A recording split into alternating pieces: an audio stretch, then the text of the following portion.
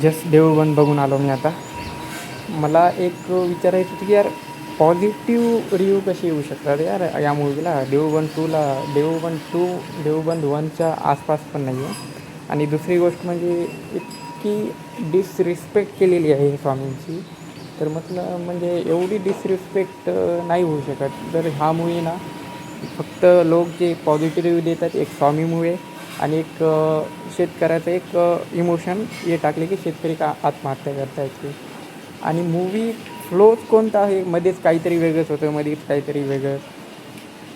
Movie first पार्टच्या आसपास पण नाही आहे. डिसरिस्पेक्ट एवढी आहे. जर तुम्ही स्वामी भक्त असाल तर मूवीला जाऊ नका, लिटरली जाऊ नका मूवीला.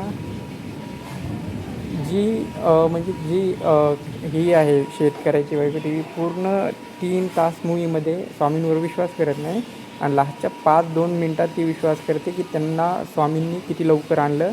म्हणजे तिच्या हजबंडनं फाशी घेतलेली असते त्यांना भेटण्यासाठी. आणि म्हणजे लॉजिक विसरून जा तुम्ही जर मूवी बघत असेल तर.